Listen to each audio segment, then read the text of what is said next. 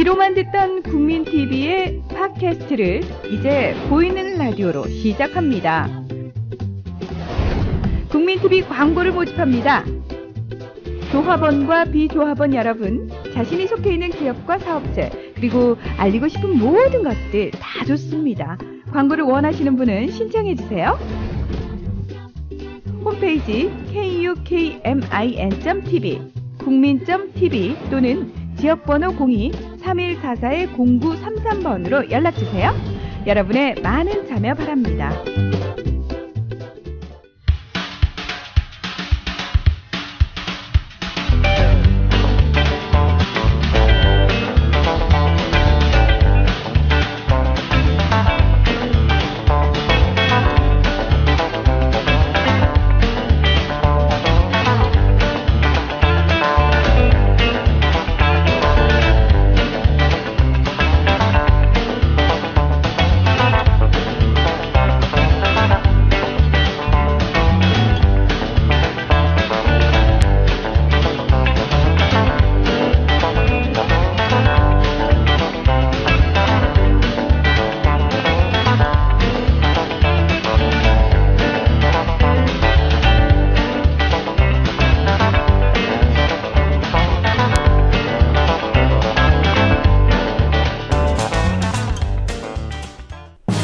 애국 시민 여러분, 해외 동포 여러분, 그리고 동네 주민 여러분 안녕하십니까? 저는 여러분의 조합원 소리지기 노래꾼 손병휘입니다. 예로부터 광에서 인심난다란 말 있습니다. 그리고 부자가 망해도 3대는 간다 라는 말도 있었죠. 둘 다 속담인데, 또 몇 년 전에는 꽤나 유명한 그런 광고였죠. 그 정초부터 여러분 부자 되세요 제발이요 뭐 이런 거 있었잖아요. 여러분 모두 부자 되세요. 꼭이요. 네. 돈을 많이 벌어서 제대로 쓰는 것, 그런 의미는 어떤 것이 있는가? 우리가 근세사를 통틀어서 성공한 부자, 우리나라에서 부자로 살다가 그 돈을 부를 제대로 썼다라고 평가되는 인물 중에 보면은 학교를 세운 인물들이 좀 있죠. 그 중에서도 인촌 김성수, 이분이야말로 그런 부분의 대명사 격을 알려주고 있는데, 지난번까지는 그 방응모 연세대학교에 지금 재단을 많이 맡고 있죠. 조선일보에 를 인수하고 금광을 통해서 부자가 됐었던 방응모에 대해서 알아봤는데, 오늘부터는 인촌 김성수, 이분은 또 고려대학교와 관계가 있죠. 알아보겠습니다. 오늘도 박한영 선생 모셨습니다. 안녕하십니까? 네, 안녕하세요. 네. 방응모 씨에 대해서 정말 우리가 많은 것을 배웠었죠. 그 3회 거쳐갖고. 네. 아마도 이렇게 대중적인 그 방송을 통해서 처음으로 얘기된 것들도 많았던 것 같은데요. 예, 어떤 이제 방응모 김성수 할 때는 이제 그 친일 행적만 단편적으로 나왔었죠. 네. 인터넷을 찾아봐도 그렇죠. 어떻게든 그가 성장 경로들 또 이런 다양한 것을 본 거는 많지 않았던 것 같아요. 또 구체적인 그 친일했던 증거 자료라고 할까요? 좀 민망합니다만은. 근데 직접 또 우리가 시청자로 해야 되겠죠. 청취자가 아니라 또 직접 자료를 확인함으로써 구체적으로 확보할 수 있었다. 그래서 이번엔 또 김성수로 또 이어가 보는 거죠. 조선과 동아는 뭐 양대 민족지라고 부르기도 했습니다만, 자기들끼리는 뭐 언론계의 맞수, 또 일제 강점기 민족 언론의 쌍두마차. 그런데 우리는 지금 친일의 쌍두마차로 다루고 있는 그런 격이겠죠? 요즘은 이제 뭐 조중동 하면 트로이카 쌍두마차죠. 오늘 그 방송은 호흡이 좀 짧기 때문에 제가 노골적으로 원고를 좀 들고 얘기를 하겠습니다. 김성수, 호남 대지주 출신, 언론인, 교육가, 해방 후에는 한민당, 한국민주당의 약자죠. 한민당 당수로 이승만과 손을 잡아서 제1공화국에 주도적으로 참여해서 부통령까지 지낸 그런 정치인으로 한국 근현대사에서 매우 비중 있는 그런 인물이죠.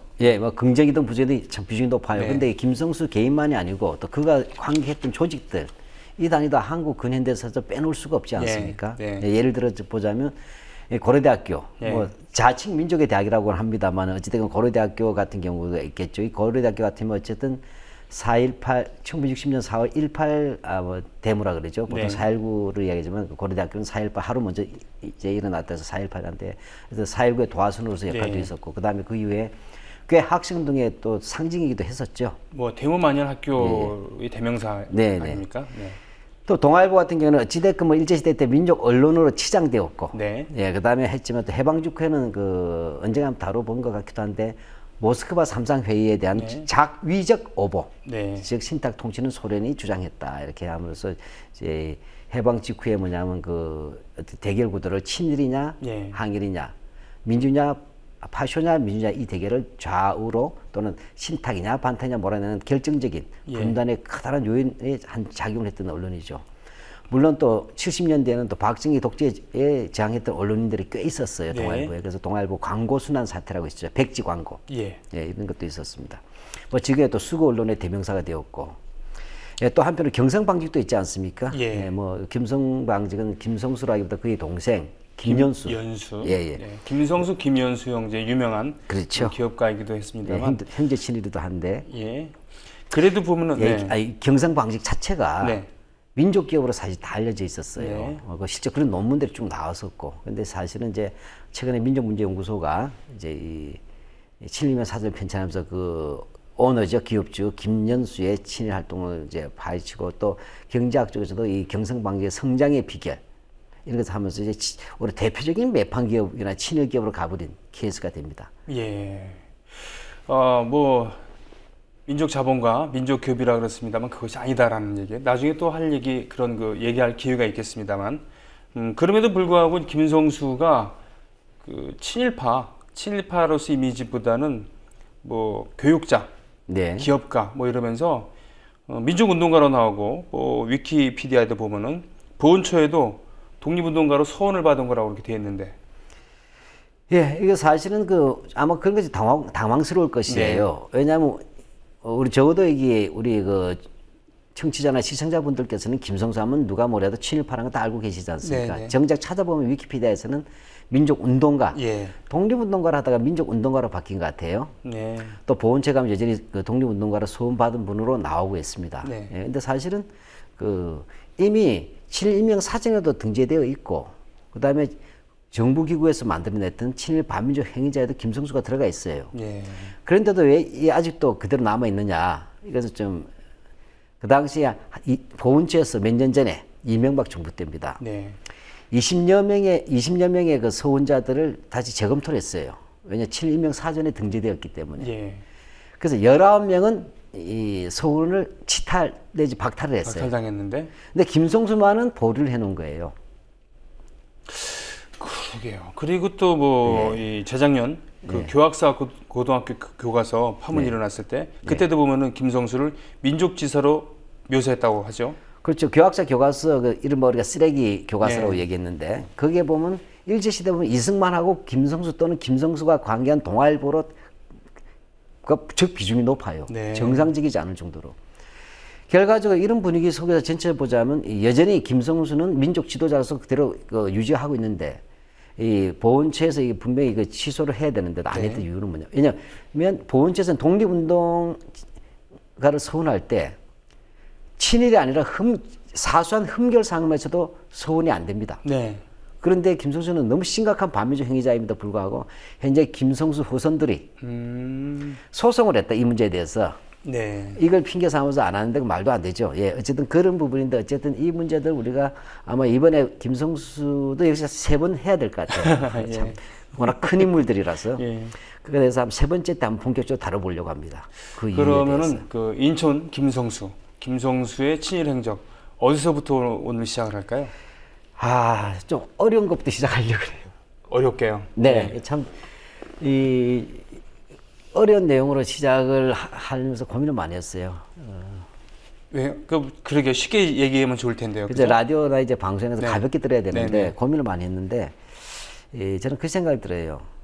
우리가 언제까지 결론만 가지고 얘기해서 주고받을 수는 없다. 네, 네. 김성수 이런 친일이 있었다 이런 얘기보다는 좀 더 이렇게 수준을 올려서 가자. 네. 한국 사회에서 한마디로 얘기하면 네.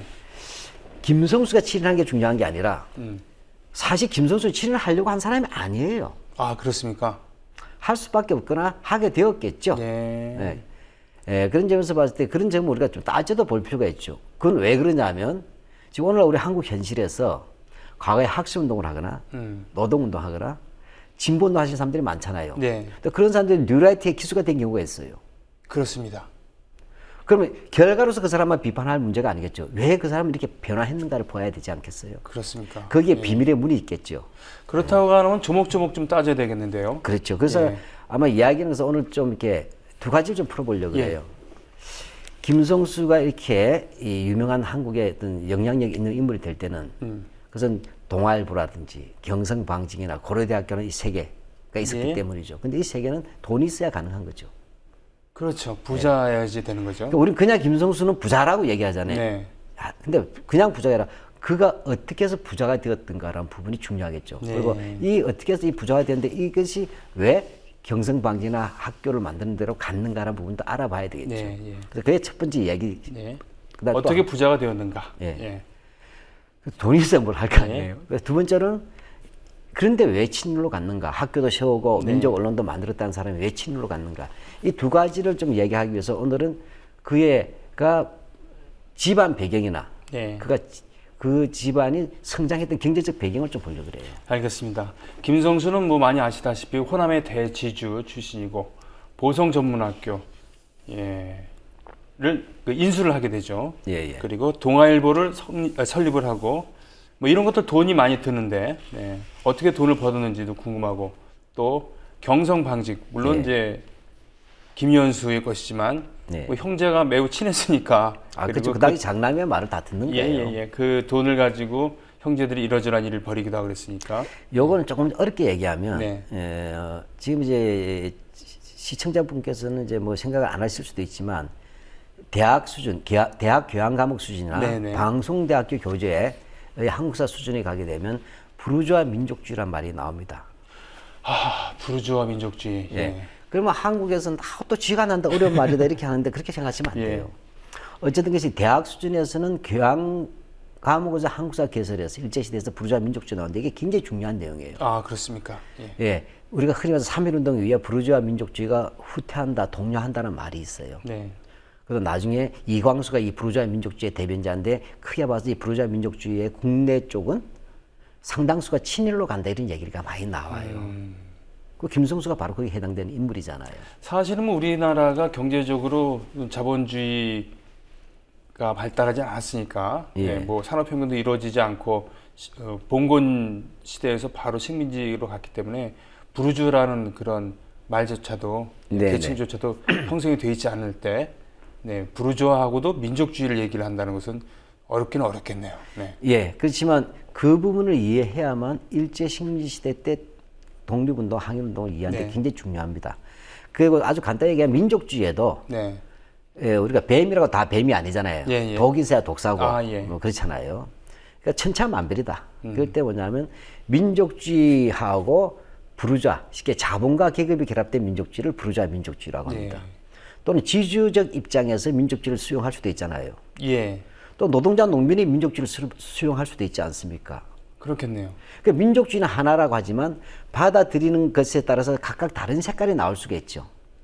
마치 태양의 빛이 원색, 흰색으로 오지만 무색 같지만 프리즘을 통하면 빨강, 파랑해서 7가지 색깔이 나오듯이 그렇다고 하면은 뭐 나온다는 거죠. 김성수가 친일로 간 배경이라든가 또는 그 부자가 될 수 있었던 그런 과정이라든가 그걸 어떤 일을 했는가 이런 걸 하나하나 짚어보면 되겠는데. 그렇죠. 그래서 이걸 아시면 나중에 3.1운동 이후에 동아일보가 좀 이광수를 스카우트해서 이른바 정치운동 하지 말자고 하거나 또는 뭐냐면 그 자치론, 갑자기 자치를 하자고 주장하는 이런 것들도 이 부르주아 민족주의자들의 입장하고 관계가 있어요. 그렇군요. 그렇기 때문에 그 대표자가 김성수잖아요.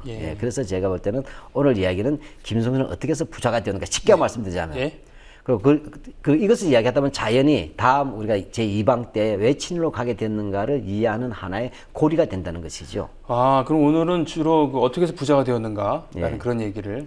그렇죠. 왜 그러냐면 친일 문제를 자꾸 우리 인간성으로 보면 안 돼요. 싸가지 없는 놈이니까 또는 원래 인간이 나쁜 이렇게 얘기하면 안 된다는 것이죠.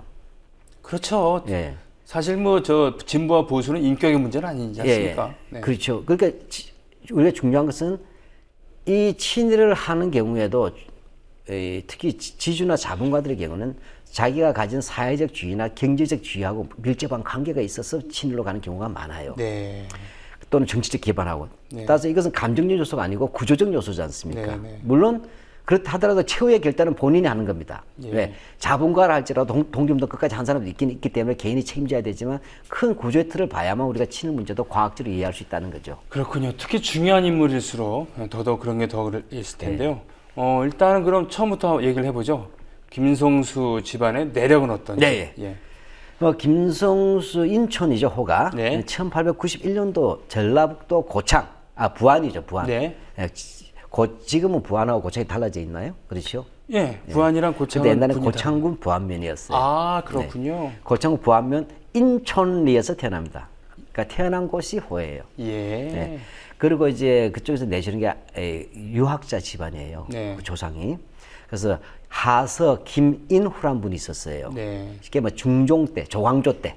중종, 조선 중기 중종 때. 무슨 사화? 아니야.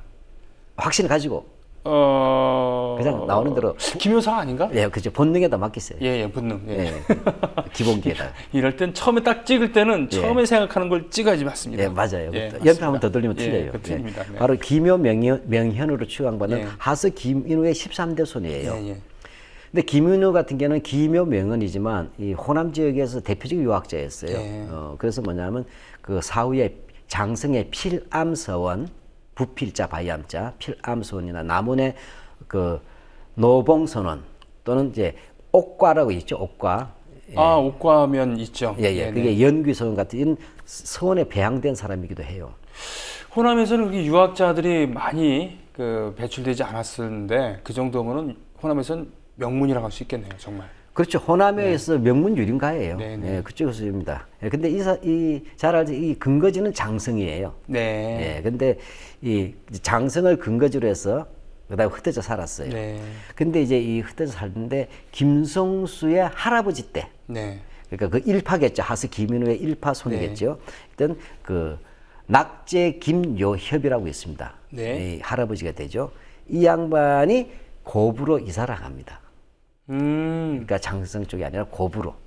그렇군요. 그러니까 지금이랑 다르게 그 당시 고부군이 있었죠. 고부군인데 동학 가보농민 전쟁 네, 때, 예, 그때 역적이 난 고장이라 그래서 고부군을 없애버리고, 아유 예. 예, 정읍군 이렇게 기본기 됐지 약하시고 고급 정보 익숙하신 것 같아요. 않습니까? 아, 죄송합니다. 놀라운 수준입니다. 예, 농담입니다. 그래서 고부 군수가 그때 고병갑이었고 조병갑. 예, 예, 조병갑이었고. 그렇죠. 예.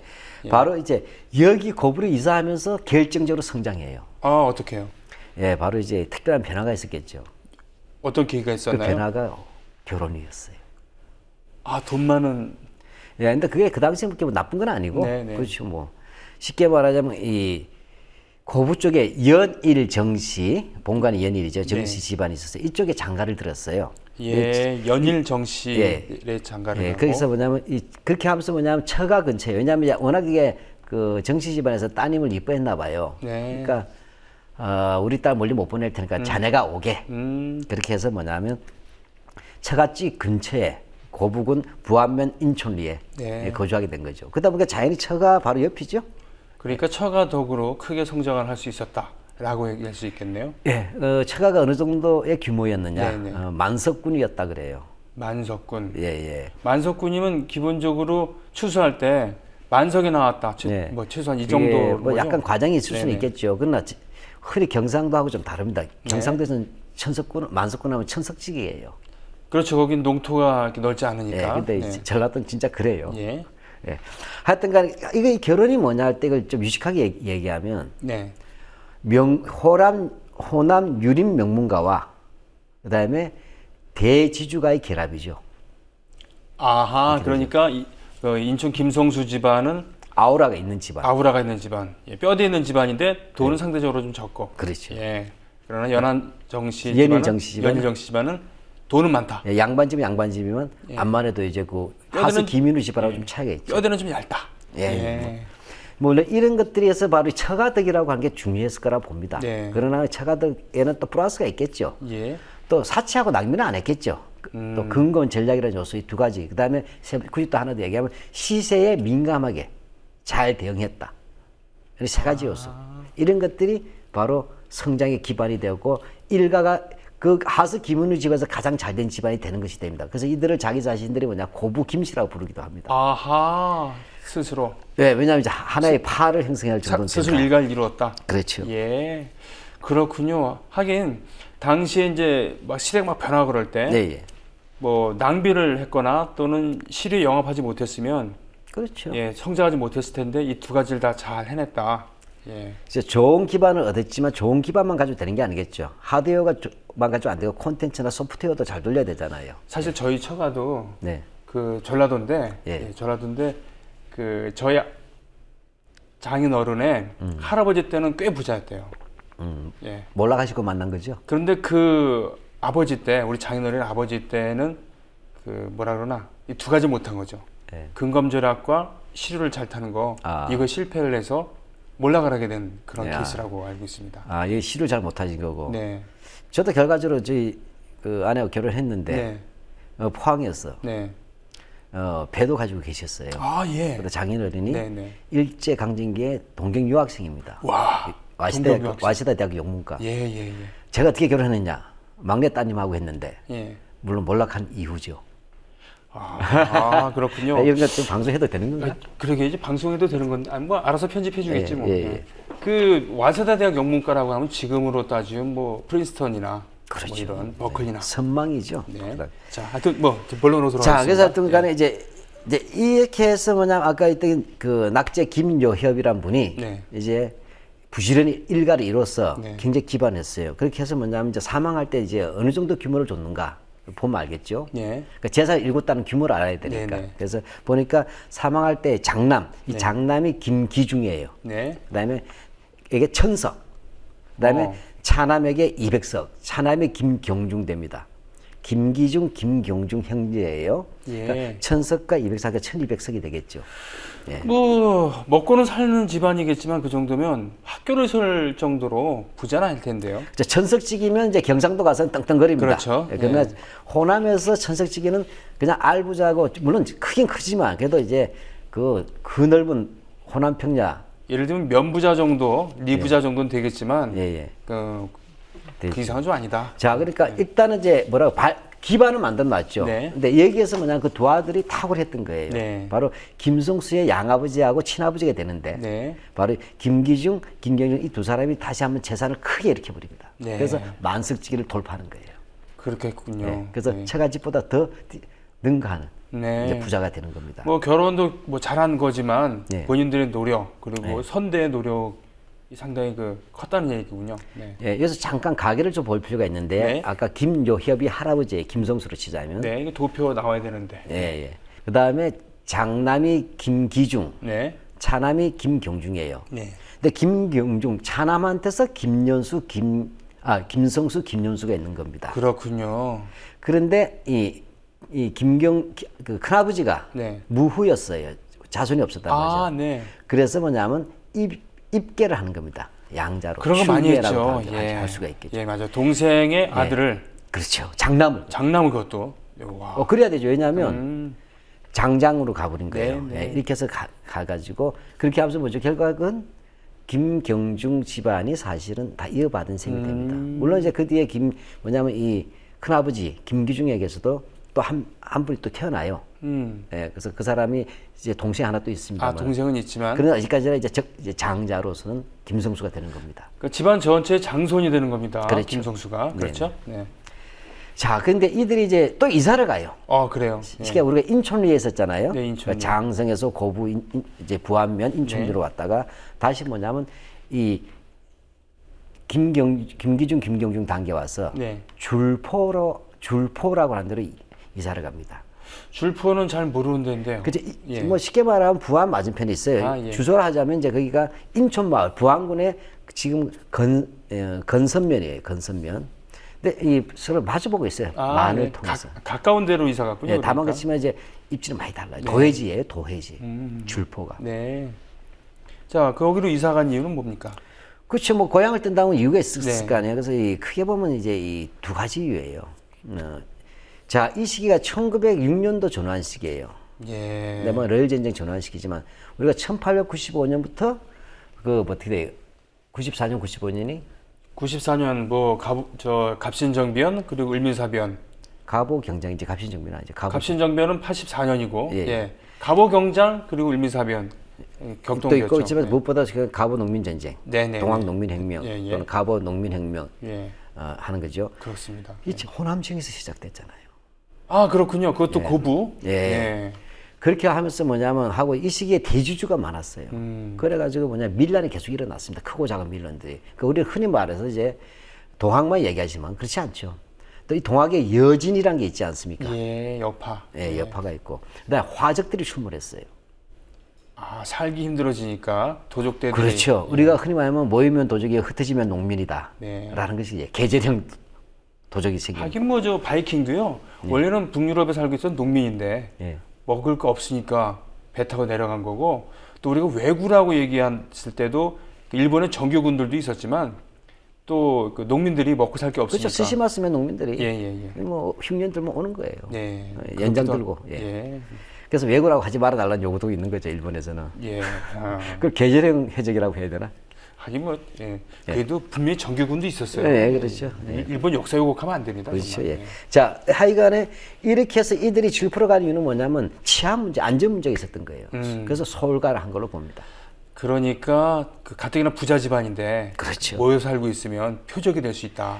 뭐 여담이지만 이제 이른바 비하인드 스토리라고 하나요? 네네. 이제 경주 최부잣집 이야기도 들어보고 또 부잣집 이야기할 때 이런 말 있잖아요. 내 주변에 백리 안에서는 굶어 죽는 사람이 없도록 하라.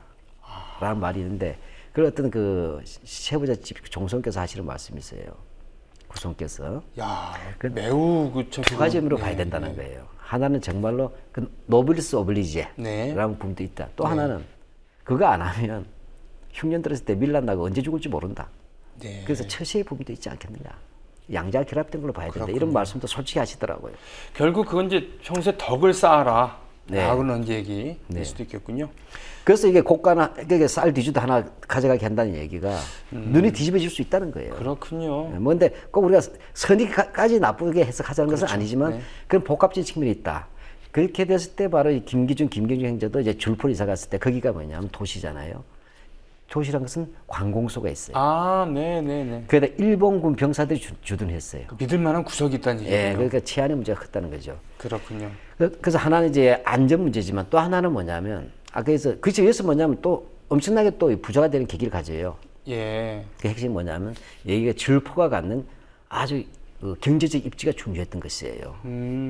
입지 조건이 좋았다는 얘기군요. 그렇죠. 잘 알다시피 전북평야 우리가 김제만경 네, 징계맹계. 진계명계 외밑들이라는 게 바로 여기잖아요.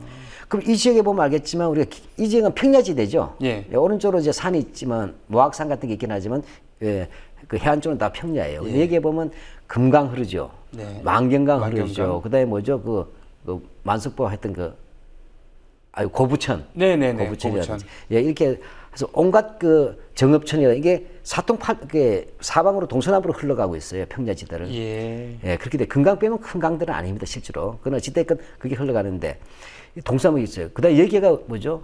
사만 이래로, 우리 아시죠? 김제의 무슨 저수지? 벽골제. 아, 예. 예. 가장 최대의 저수지 아니었어요.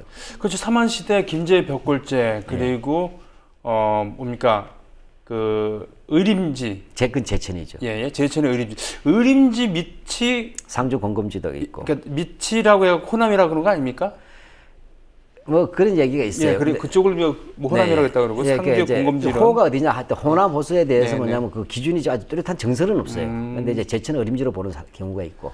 그만큼 커다란 또 금강으로 보자 얘기도 있고. 예, 삼한시대 커다란 그런 저수지를 수리 시설을 만들었다는 것은 그만큼 농토가 그때도 널찍했다는 거고. 그리고 미국 중심지대라는 거죠. 그렇죠. 쌀 농사 중심지대였어요. 예. 지금도 그다음 보면은 지금도 보면은 전국에서 유일하게 지평선 축제를 하는 데가 그렇죠. 김제 아니겠습니까? 지평선 축제 하는 데죠. 워낙 그 지평선이 보일 만큼 예. 탁 트여 있으니까. 예. 그래서 한마디 하면 이것은 그래서 이게 대주주가 오랫동안 많았고 네. 내가 국가로 봤을 때 이것은 뭐냐면 농업 국가에서는 부의 원천이 되죠. 세수에. 예. 예, 그렇게 되고 그래서 이게 봉건수달이 무척 많았고 그래서 그 뭐냐면 더도 말고 덜도 말고 고부구순 3년 하면 고부군수 3년 하면? 예, 일확천금 지고 간다는 거죠. 아니에요. 그래서 조병갑이가 쫓겨났다가도 다시 돌아오잖아요. 뇌물 써가지고.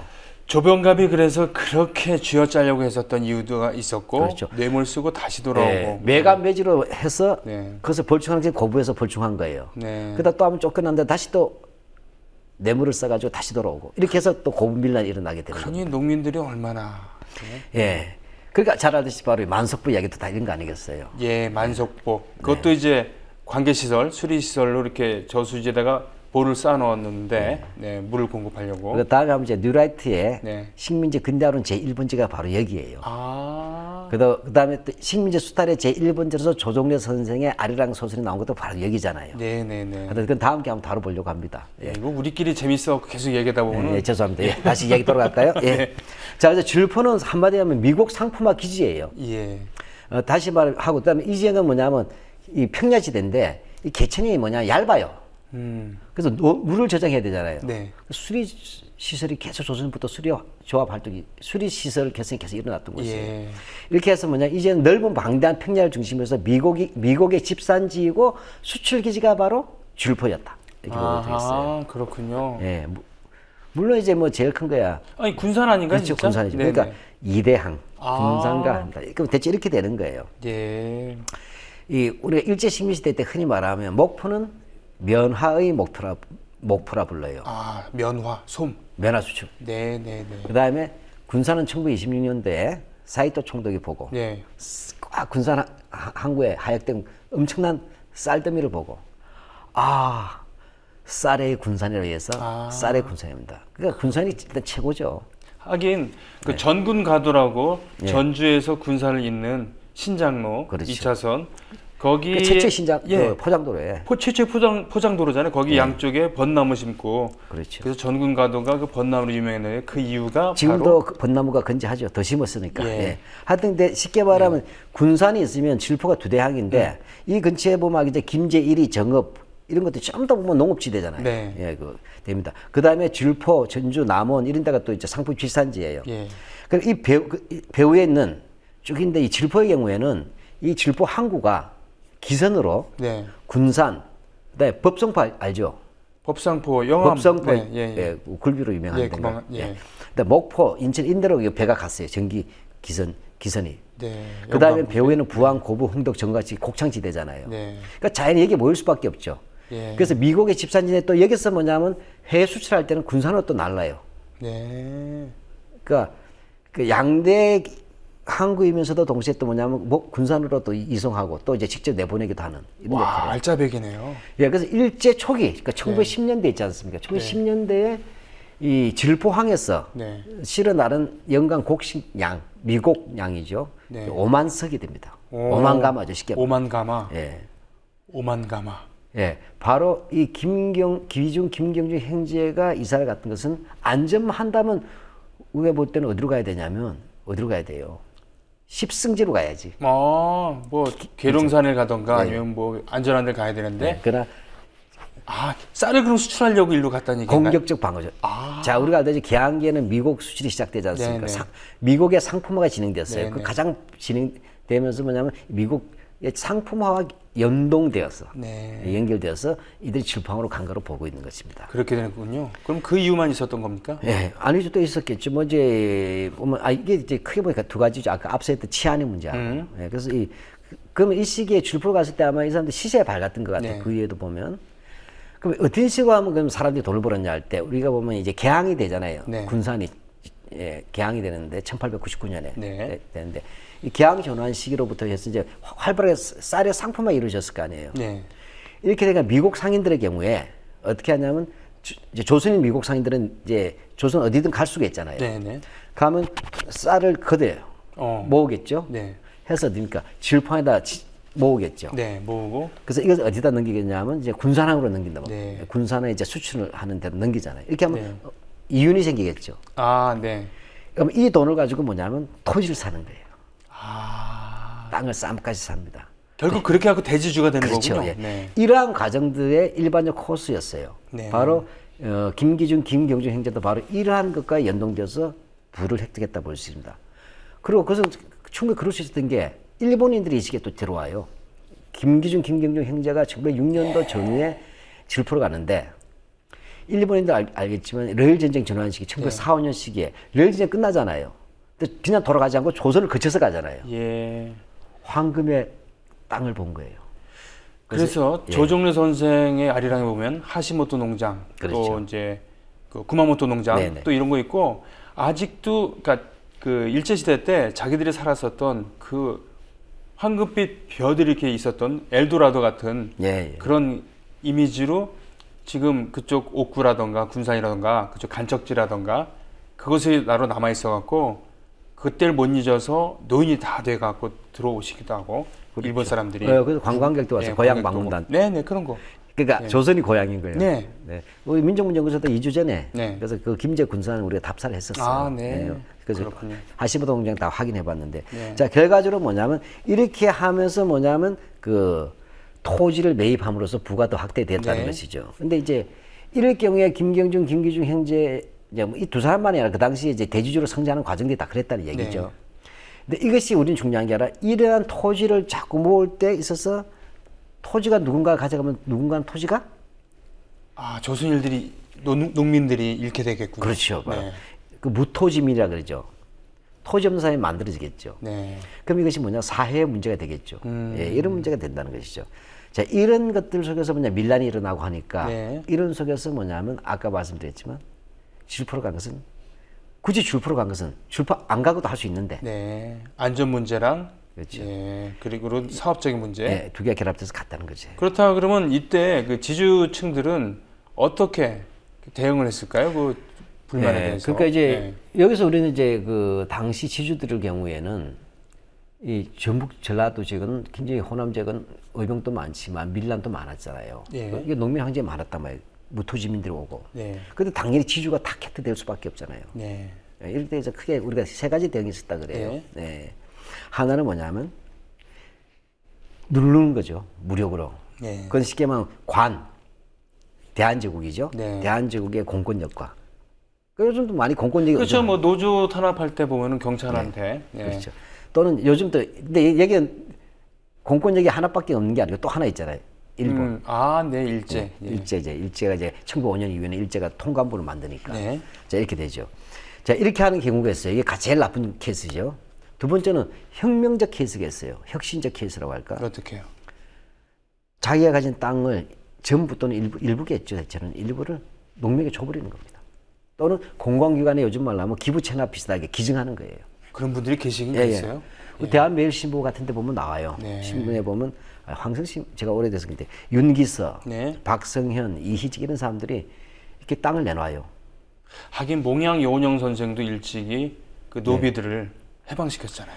그리고 이런 일이 없는 일이 아니었어요. 네. 일제시대도 있어요. 왜냐하면 무토 시민들을 보고 또 톨스토이의 영향을 받아서 네. 아예 뭐냐면 영주든가 어디서는 아예 자기가 가진 땅을 소장인들 다 줘버려요. 예. 그 자기 올라서 그 뭐냐면 노동자로 간 사람도 있었어요. 톨스토이라고 하셨습니까? 네, 톨스토이의 영향이. 맞아요.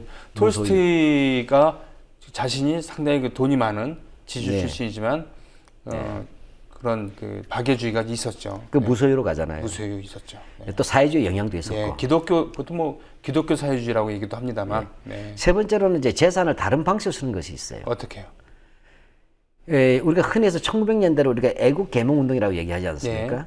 또는 근데 요즘은 애국 개몽 운동을 하지 않는 게 그 당시에 뭐냐면 식산, 흥업, 부국, 강병, 그다음에 배워야 산다, 계몽 이렇게 했는데 그 상당수가 친일로 가버려요. 친일로. 예. 그래서 이제 흔히 해서 이제 애국이라는 말을 잘 쓰기가 조심스러워서 자강 운동 스스로 강해져야 된다. 예. 하는데 바로 자강 계몽 운동에 참여하는 케이스예요. 그래서 학교를 세우고 그다음에 산업도 육성하고 그러면서 한편으로 뭐냐면 일제가 이제 영향력을 행사하니까 여기에 대해서 국권을 회복하려는 시도. 이게 세 번째 케이스죠. 그렇군요. 네.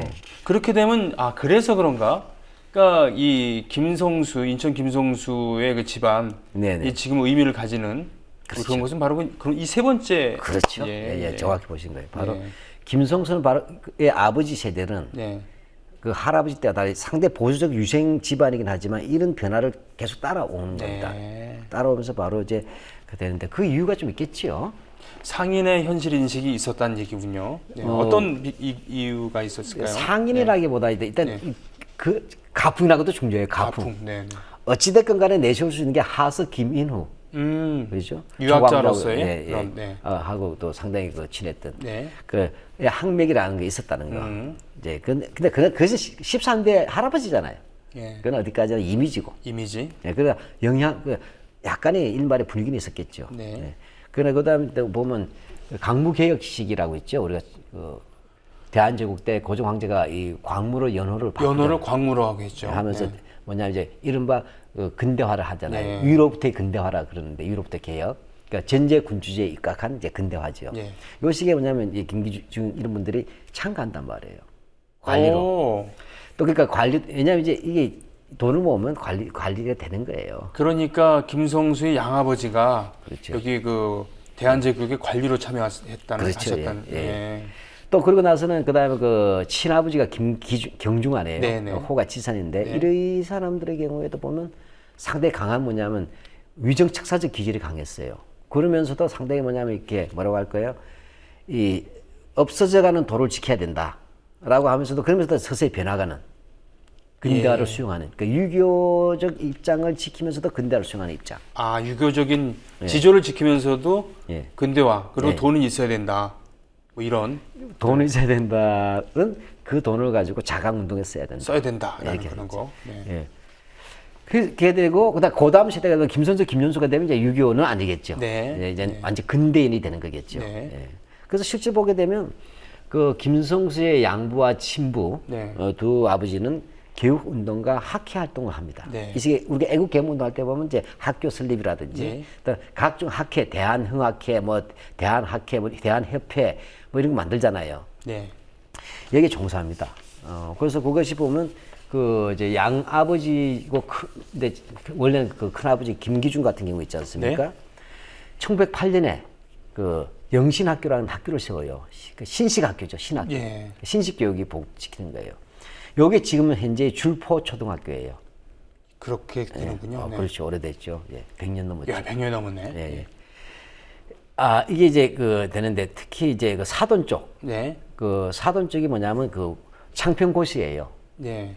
고시 집안인데 여기 고정주란 분이 있어요.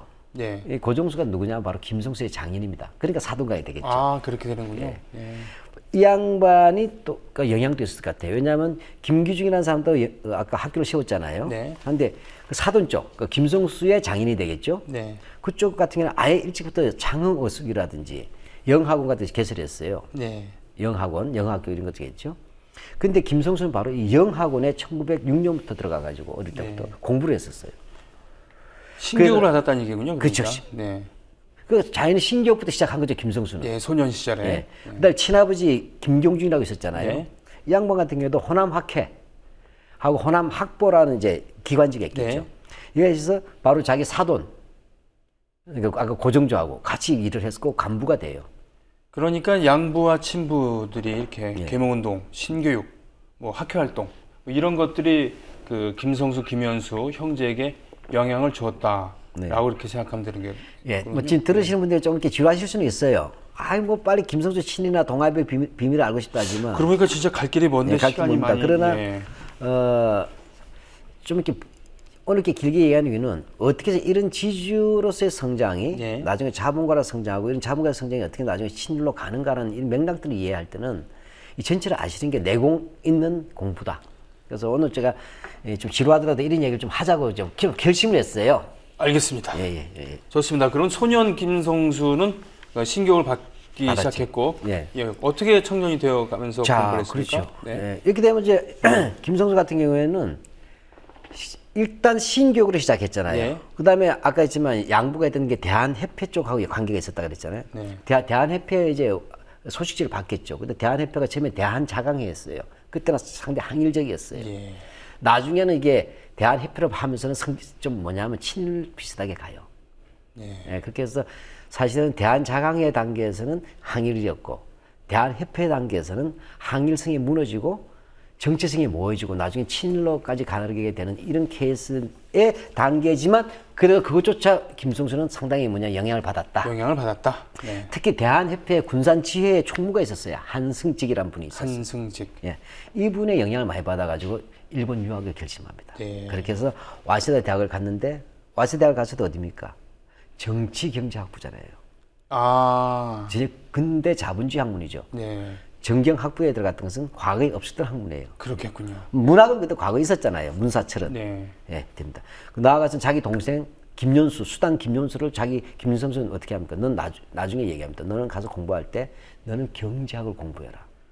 아, 그러니까 그 당시에 가장 실용적인 그런 그렇죠. 학문을 배웠다는 얘기군요. 그래서 자기 동생 김연수는 그 명문 대학이죠. 교토 대학교 교토 대학은 경제학과를 들어가는 거예요. 지금 현재 노벨상 수상자가 도쿄 대학보다 많이 배출이 됩니다. 아, 그렇습니까? 예. 전 몰랐습니다. 그래서 학문에 대한 자긍심이 드높은 걸로 알고 있습니다. 예, 알고 있죠. 관료는 물론 이제 도쿄 제국대학에서 많이 이렇게 배출되지만요. 동경대학에서. 네. 예, 한마디로 이야기하면 이걸 정리해보자면 이렇게 되겠죠. 어떻게 됩니까? 이게 전통적인 네. 유교 소양을 가진 집안에서 대지주에서 아니 이렇게 유교적인 지향을 가진 집안이 대지주와 지주가 되면서, 결합하고 예. 그래서 경제적 성장도 하고 네. 가문의 이세도 커지고 예. 여기에다가 시세에 잘 능동적으로 그다음에 경제 변동에 잘 능동적으로 대처했죠. 해서 더욱더 확대해서 더 큰 부자가 됐다가 그다음에 이걸 그냥 돈을 다 털어먹지 않았다는 거죠. 예. 이것을 변화하는 책에서 그래도 나름대로는 그런대로 긍정적으로 변화한 셈이라고 봐요 저는. 네. 그래서 이른바 애국 개몽운동 이제 자강운동 쪽에 나가고 네. 그 속에서 김성수하고 김연수는 근대인으로서 네. 그냥 근대인이 아니라 근대 자본주의의 정수인 정치경제학부나 또는 경제학부를 통하면서 와 쉽게 얘기하면 땅만 움켜쥐고 산 게 아니라 그렇죠. 아, 전통적인 유교의 성략적 기반한 지주관계 있잖아요. 네. 농촌 지주에서 이제 부르주아적 인간형이 탄생하는 전환 과정을 이 3대가 보여주고 있는 거예요. 그렇군요. 네, 이게 중요합니다. 이건 자세히 좀 얘기를 좀 나눠봐야 되겠는데 예. 네, 어떻게 해서 땅을 모으고 돈을 벌었나? 예, 이제 이렇게 해서 모았는데 모은 결과를 가지고 얘기하는 게 좋을 것 같아요. 네, 예, 좋습니다. 자, 이게 치부 과정이고 그 결과를 이렇게 했고 그다음에 나중에 이제 이 김성수하고 김연수가 이어봤잖아요. 예. 예, 이렇게 되는데 근데 이제 이들을 우리가 지금 일반적으로 많이 아시는 것은 동아일보하고 고려대학교는 아시잖아요. 네. 근데 정작 지지로서 이 고부 짐씨 집안의 내역을 몰라요. 예. 엄연히 지금까지도 고창에서는 그 땅이 있잖아요. 아 그렇습니까? 예, 예. 아직도 그 김씨 집안의 고창에 89년도인가요? 몇 년도에 그냥 고창의 농민들이 그 뭐냐면 땅 돌려달라고 고려대학교 와서 농성하고 총장실인가요? 어딘가 또 점거하고 그랬어요. 아 기억납니다. 예. 예. 그런 문제가 있기 때문에 네. 그래서 우리가 흔히 경성방직이라는 기업만 보지만 지주였다. 호남의 최대 지주 중에 한 명으로서의 그 김성수 일본의 지주를 제외하자면 네. 그 집안 내력의 그 내역을 일제 시기에 어땠는가를 봐야 된다는 거죠. 네. 자 그러면 예. 근데 이게 이제 잘 알려지지 않는데 이걸 가지고 논문을 쓰신 분이 있어요. 네. 예, 연세대학교의 김용섭 교수님이라고 아주 원로학자시죠. 정년퇴임 하시고. 예, 이분이 어떻게 해서 고려대학교 안에 기증되어 있던 그 김씨 집안에 예. 도조부라고 하는 것을 입수해요. 도조부라는 것은 요즘 말로 하면 추수했을 때 추수기예요. 아 얘는 여기서 몇 가문을 추수했고 그렇죠. 예, 추수한 이런 거. 것이면 또 얼마나 네. 이제 쉽게 말하면 그 지도를 받는다 이런 것도 있죠. 예, 매출 전편에 그렇죠. 예, 예. 기업으로 치자면 네. 그런 거죠. 바로 이것이 1918년부터 24년 6년치가 남아 있었어요. 네. 근데 이것은 이제 김씨 집안 전체가 아니고 아까 말씀드렸지만 김기중 예. 있고 그다음에 그 양장자인 김성수, 네. 그다음에 그 집안의 이제 차자 네. 둘째인 김재수라고 제가 아까 있다 그랬죠. 예. 호가 우송이라고 하는데 이 쉽게 말하면 장남집 추숙이에요. 네. 그러니까 김경중 집안이 아니라. 장손 집안 그렇죠. 알겠습니다. 예, 예. 이 세부자의 땅들이에요. 네. 그래서 추식을 하는데 그럼 이제 땅이 얼마나 부자인지 알아야 될 거 아닙니까? 네. 근데 보니까 이 세부자 땅이 저도 다 못 외워요. 네. 부안면, 그다음에 건선면 이렇게 되는데 지금으로 치자면 이제 고창군, 부안군, 정읍군, 옥구군, 김제군, 장성군, 화순군, 논산군, 대전군에 걸쳐서 세부자의 땅이 있었어요. 아니 거의 그 호남 그 전라남북도 그리고 충청도 일부까지 9개 군에 걸쳐 있는 거예요. 그 면적으로 따지면 지금 그 최소한 전라북도 정도 면적은 나오겠군요. 뭐 그렇지는 않겠지만. 과장이 좀 심하나요? 그렇죠. 대단히 과하십니다만, 예. 그러면 대한민국 땅이 너무 좁아집니다. 그런가요? 9개 군이면 상당히 큰데. 9개 군 전체가 아니고 9개 군에 이렇게 흩어져 있다는 얘기죠. 네. 9개 군 전체가라면 참 놀라운 일이죠. 예. 예, 그래서 이 세부자 땅이 그렇게 9개 군에 걸쳐져 있는데 그중에 김성수 예. 같은 경우에는 고창군 일대에 집중되어 있어요. 그래서 김성수 하면 그 고창을 떠올리는군요. 그렇죠. 네, 지금도 그렇군요. 고창 많이 가잖아요. 예. 그래서 그 토지 규모가 어떻게 됩니까? 예, 그래서 토지 규모를 한번 볼까요? 네. 일단 18년부터 네. 24년이니까 18년 시작부터 볼까요? 네. 18년에 가면 그 아버지 김기중이죠.가 3,000여 두락이에요. 이게 뭐죠? 예, 두락이라는 이게 게? 나중에 제가 정리해 드릴게요. 예. 그다음에 인천 김성수가 5,600두락이에요. 근데 재수가 3,000두락이에요. 네. 합치면 11,700두락이에요. 11,707두락. 근데 이거 아주 간단하게 하면 정보를 하는 게 좀 편하겠죠. 정보가 예. 정보를 하게 되면 약 747.89 정보예요. 1정보가 1헥타르 정도 된다 보시면 돼요. 1헥타르는 100m, 100m 아닙니까? 그렇죠. 예. 100m, 100m인데 이게 만이니까 예. 각각 100이니까 100m 10km, 10km네요. 그렇죠. 네. 자, 그다음에 이게 이것이 그러면 한 쉽게 747 정보잖아요. 네. 이걸 헥타르하면 그렇게 되잖아요. 네. 예, 이렇게 되는데 엄청나게 많은 거죠. 와. 가로 10km, 세로 10km, 정사각형보다도 넓은데 엄청난 토지네 이거 정말. 예, 그럼 여기에 뭐냐면 보통 우리가 1정보에서 네. 쌀이 10석 나와요. 10가마. 10가마. 예. 예. 그렇게 보면 그래서 아까 말했지만 대충 이게 만석지기 가깝다는 거죠. 그렇군요. 예. 747. 예. 그렇죠. 자, 이렇게 되니까 지금 어떤 얘기냐면 지금 처음에 네. 처음에 장가 들었을 때 천석지기였잖아요. 그러면은 그런데 지금 그러니까 쉽게 100정보 정도로 봐야 되잖아요. 100정보 네. 정도. 근데 747정보가 됐죠. 그러면 그 18년은 그렇고 24년은 어떻게 그게 됐습니까? 7배졌죠. 근데 24년에 뭐냐 더 늘겠죠. 예.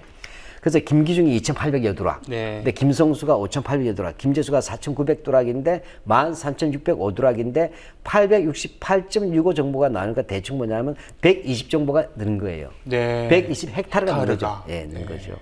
근데 여기 이제 가수원이 있었어요. 가수농장에. 예. 예, 그렇게 되면 이제 아까 이제 7배 증가보다 8.6배나 증가하는 것인데. 그렇게 했군요. 예, 이렇게 됩니다. 예. 근데 대부분이 뭐냐?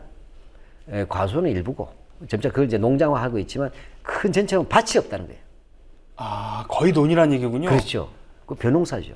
벼농사가 짭짤한 거 아닙니까 그 당시에는? 그렇죠. 예. 이걸 우리가 이제 역사학에서 우리 또 어려운 용어 쓰겠습니다. 모노컬처라고 하는 거예요. 모노컬처. 미곡 단작. 네. 이게 중요해요. 오늘 이렇게 들으시는 분들한테 이렇게 왜 이렇게 어렵냐 경제사를 모르거든요. 저도 어려워요. 예. 그러나 경제사를 모르고서 한국 사회 비밀을 알 수가 없고 일제시대 소작지기를 알 수가 없어요. 네. 예, 근데 하여튼간에 이 시기는 뭐냐면 쌀이 수출됐던 시기예요. 네. 일본이 쌀 부족했잖아요. 일본 쌀이 부족한 한데다 두 번째 뭐냐면 이들이 한신공업지대. 한신. 아, 그러니까 오사카와 고베. 고베. 고베. 예, 한신. 여기가 쉽게 말하면 우리가 경인 벨트라인의 공업지대 네, 같은 네, 게 일본의 쉽게 근대 산업화의 중심지예요. 네. 그러니까 한신공업지대 노동자들 있잖아요. 네네. 그럼 일본의 자본가들이 뭐예요? 물건을 만들 때 경쟁력이 있으려면 저임금으로 갔겠죠. 예. 근데 쌀이 부족하죠. 예. 그럼 쌀값이 높아지면 임금을 높여야 되잖아요. 예. 그래서 어떻게 하겠어요? 싼 데서 그런 쌀을 사와야 되는군요. 그러니까 조선이 바로 쌀 수출 기지가 되는 거야.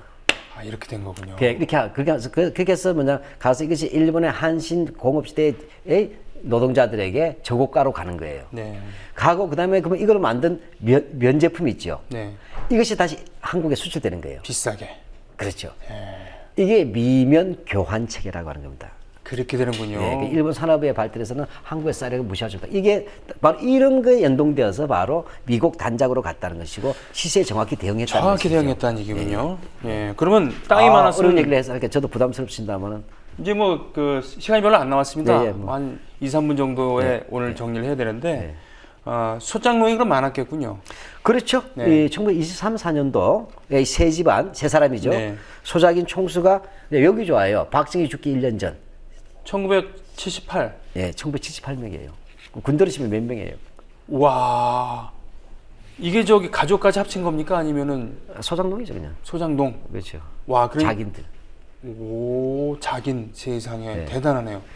그럼 우리가 200인 이상 이내가 중소기업안이에요. 네네. 그러면 2,000명 정도는 뭐죠? 와, 큰 기업이네요. 예. 자, 그게 대규모죠. 근데 잘 계산해 보세요. 네. 자, 여기서 우리가 보면 알겠지만 아까 860 정보였어요. 네. 나중에 확대된 것까지 포함하면. 네. 860 정보의 소장농 숫자가 대략 2,000명 잡읍시다. 네. 평균 내보면 어떻게 됩니까? 그러면 0.5가 안 되네요. 그렇죠. 그럼 네. 뭐죠? 그건 뭐예요? 아주 간단하게 얘기하면 우리가 이 3헥타르 이상을 대농이라고 그래요. 네. 예, 그러면 1헥타르 정도가 되면 그냥 거만과 먹고 사는 소농이에요.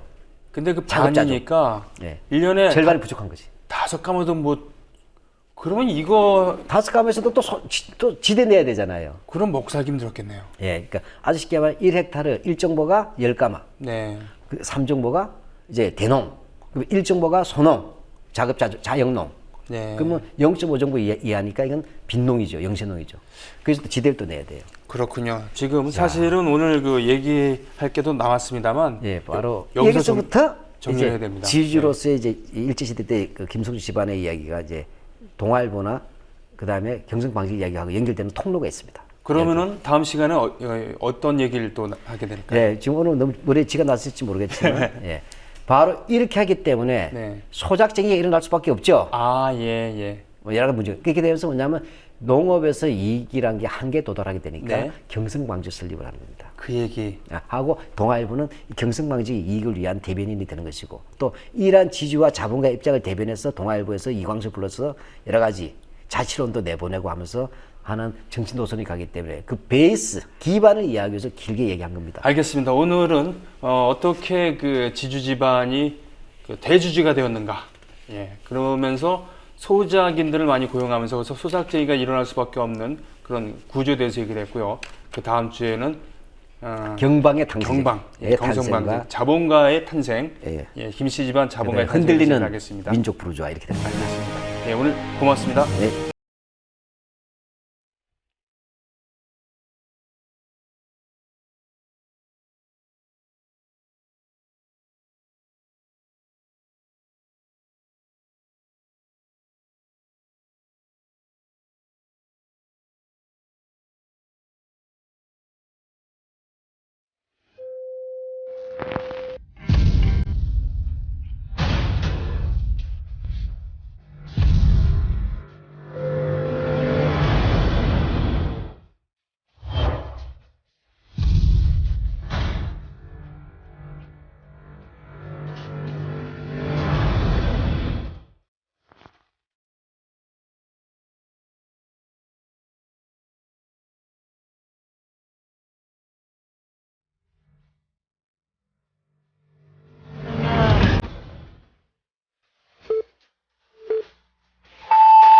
전두환 대통령은 오늘 민정당 창당 기념 박근혜 대통령이 오늘 네덜란드로 떠났습니다.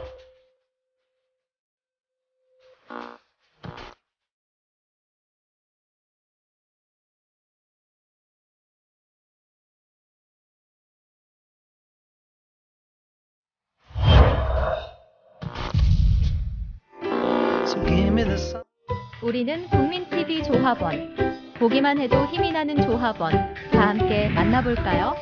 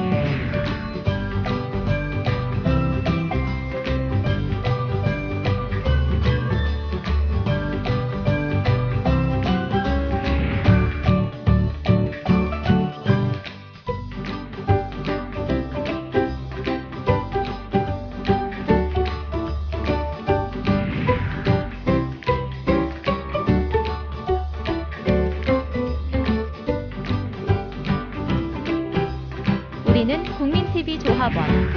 여러분도 주인공이 되어보세요.